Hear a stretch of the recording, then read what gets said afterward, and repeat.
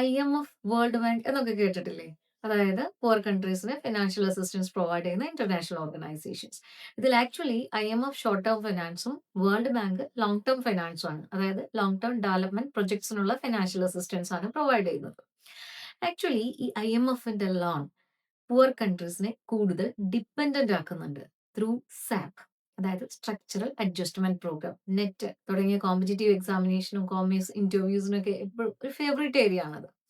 Structural adjustment programme എന്ന് പറഞ്ഞാൽ എന്തായിരിക്കും? IMFന്റെ ലോൺ വരുന്നത് എപ്പോഴും ത്രൂ സാപ്പ് ആണ്.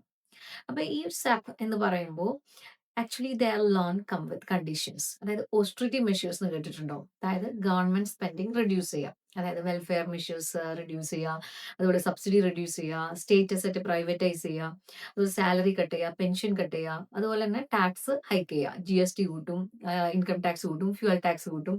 അപ്പൊ ഈ ഓസ്ട്രിറ്റി മെഷേഴ്സ് എപ്പോഴാണ് ഒരു കൺട്രിയിൽ ഇംപ്ലിമെന്റ് ചെയ്യുക?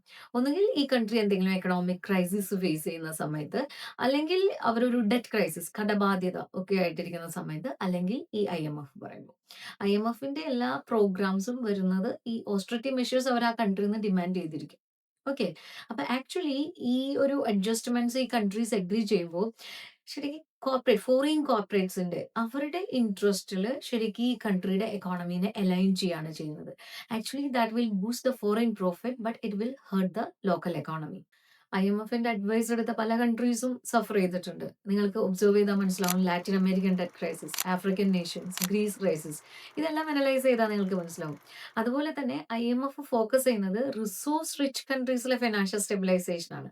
അപ്പൊ അത് റോ ഗുഡ്സിന്റെ എക്സ്പോർട്ടർ ആവാനായിട്ട് ആ കൺട്രീനെ അവർ പ്രൊമോട്ട് ചെയ്യും, not a producer of finished product. ഒരു ഫിനിഷ്ഡ് പ്രൊഡക്റ്റ് പ്രൊഡ്യൂസ് ചെയ്യാനായിട്ട് അവർ പ്രൊമോട്ട് ചെയ്യുന്നില്ല. അപ്പൊ എങ്ങനെയാണ് ഇൻകം ജനറേഷൻ അല്ലെങ്കിൽ ലോക്കൽ വെൽത്ത് ജനറേഷൻ നടക്കുക? നെക്സ്റ്റ്, IMF എല്ലാ കൺട്രീസിന്റെയും ഓർഗനൈസേഷൻ ആണ്. പക്ഷെ ഡിസിഷൻ എടുക്കുന്നത് ചില പവർഫുൾ കൺട്രീസ് മാത്രമാണ്. അതായത് മെമ്പർഷിപ്പ് ഉണ്ടായാലും വോയിസ് ഇല്ല. അത് വോട്ടിംഗ് പവർ അനുസരിച്ചിട്ടാണ് അവർക്ക് ആ ഡിസിഷൻ പവർ വരുന്നത്. വോട്ടിംഗ് പവർ ഡിപ്പെൻഡ് ചെയ്യുന്നത് മണി കോൺട്രിബ്യൂഷൻ ആണ്. ഓരോ കൺട്രീസും എത്ര മണി കോൺട്രിബ്യൂഷൻ ആണ് ചെയ്യുന്നതെന്നനുസരിച്ച്. അപ്പൊ അവിടെയും റിച്ച് കൺട്രീസ് ആണ് IMFനെ കൺട്രോൾ ചെയ്യുന്നത്.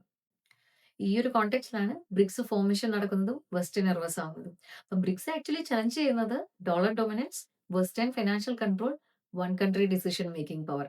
This is not economics, this is power politics.